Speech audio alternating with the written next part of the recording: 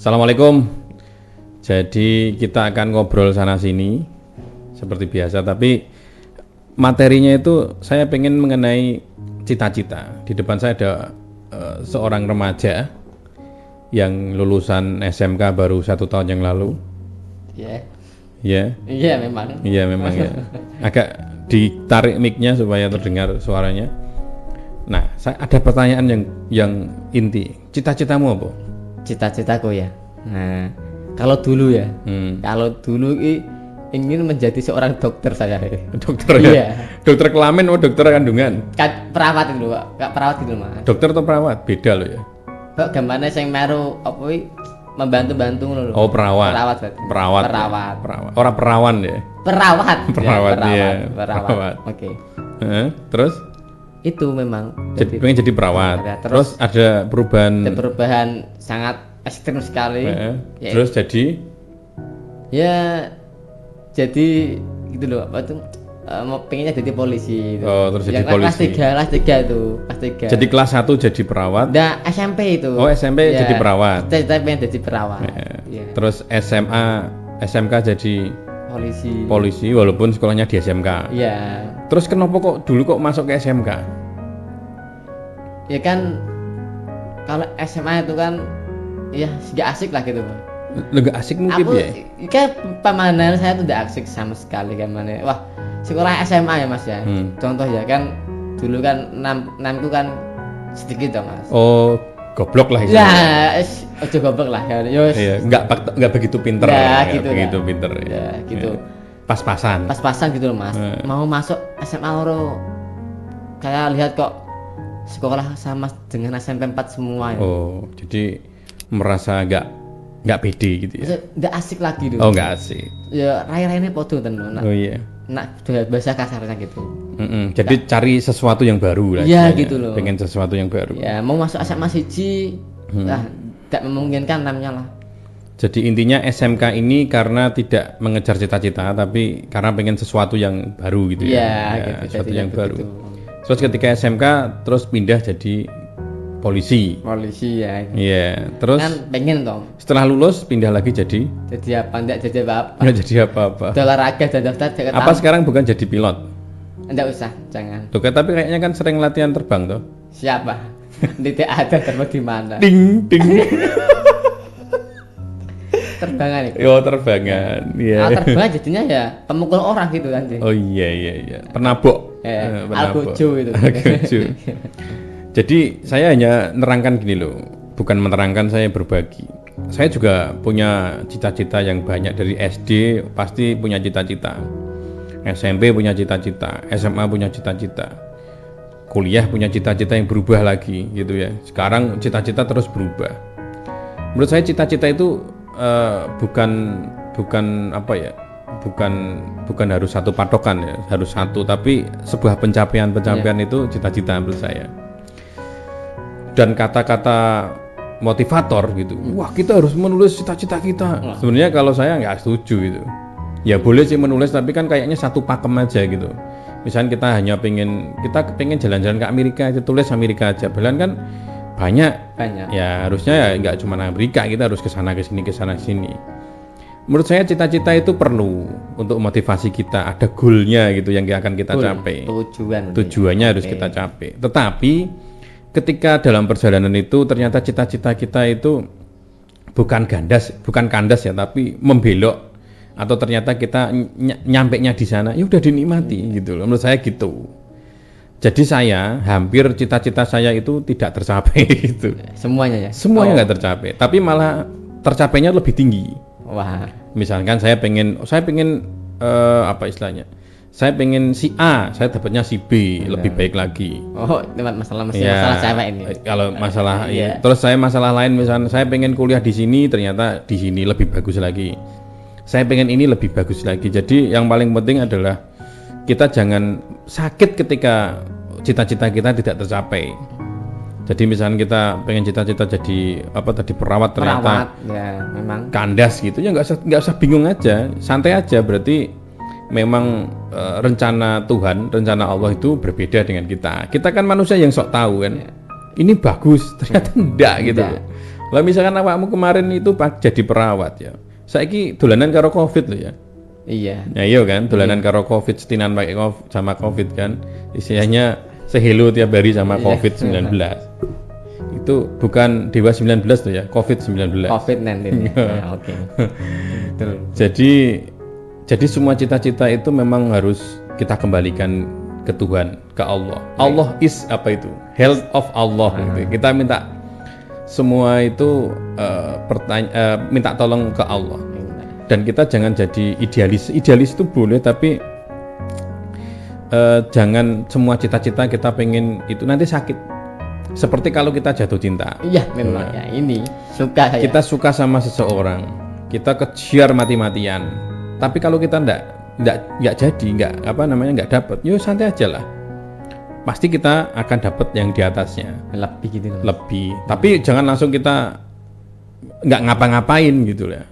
Maksudnya kalau yang ini nggak dapat, ya kita tambah kencengkan lagi supaya dapat di atasnya.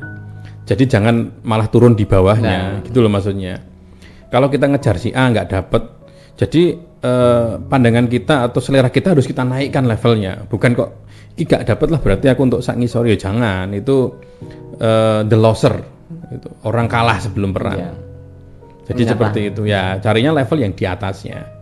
Kalau misalnya cita-cita pengen beli, saya pengen beli mobil Innova, nggak dapat, nggak dapat. Saya biasanya orang langsung diturunkan selera keinginannya. Harusnya beli Avanza, enggak. Kalau bisa, jangan.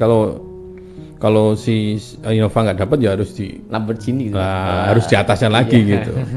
Meleset pun gitu, meleset ke bawahnya satu gitu, bukan meleset ke bawah. Pol gitu lah. Ya. Jadi semua itu menurut saya cita-cita nggak harus kekejar.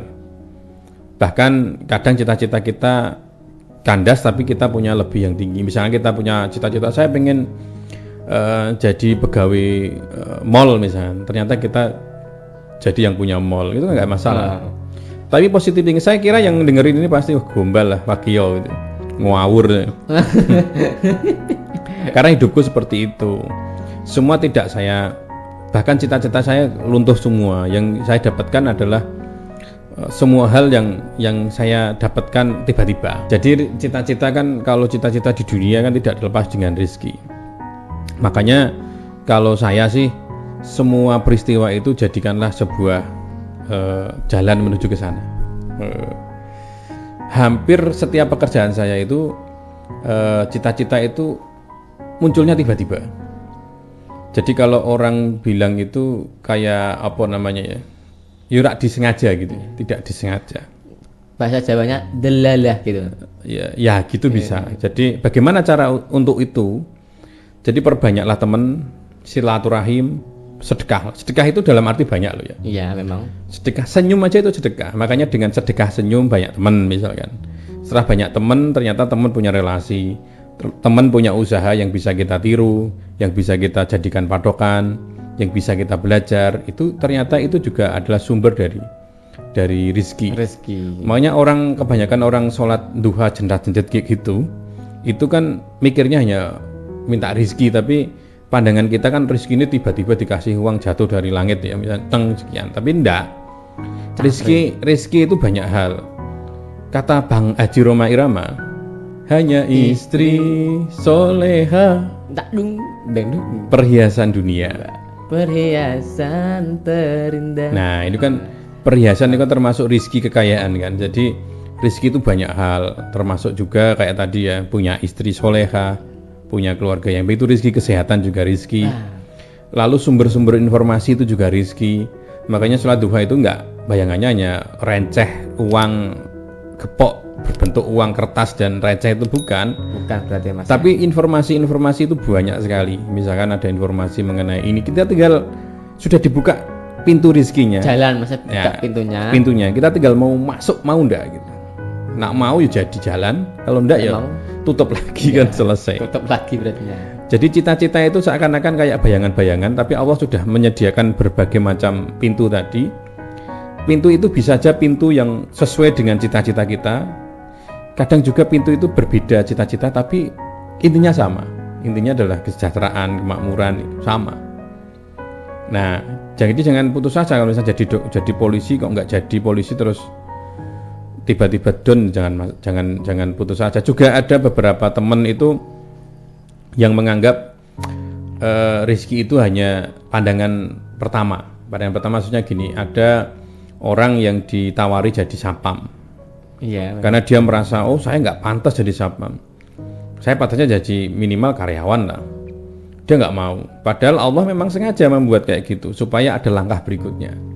Proses itu kan penting. Siapa tahu dia itu pertama jadi satpam Dulu satpam bank misalkan, terus akhirnya dia itu dikuliahkan lagi, dia kuliah lagi misalkan, terus naik jabatan, terus tiba-tiba dia ketemu sama anak direkturnya cantik misalkan, terus dinikahi, akhirnya jadi direktur misalkan kayak gitu. Itu kan bisa aja jalan-jalan kayak gitu. Jadi semua peristiwa itu jadikanlah sebuah pelajaran hidup. Jangan sampai kita nganggep, wah ada lowongan jadi satpam misalnya, ya udah kita satpam seumur hidup, gak mungkin. Itu kan ada jalan saja.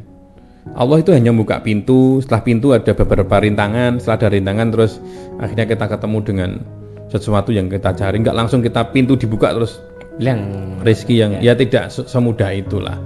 Ketika seseorang pada saat SMP mas ya, SMP itu ditanyain guru, jawabnya cita-citamu apa, itu jawabnya dengan lantang, tegas dan jelas itu loh, dokter, tentara, gitu. Yeah. Tapi setelah SMA, SMK kelas 3 itu pas ditanya kok pada membungkuk semua, kenapa itu biasanya? Iya, karena keminderan itu akan terasa ketika kamu udah dewasa. Anak-anak itu kan nggak ada beban mental, nggak mikir wong tuamu di duit ponda, nggak mikir kompetitor, nggak mikir apapun kan. Yang penting pengennya apa, teriak. Tapi kalau udah gede kan mikir tuh, aku pendek, gak mungkin jadi polisi kan. Ini nggak sedikit ya. Keminderan itu akan muncul ketika kita udah tahu kelemahan kita.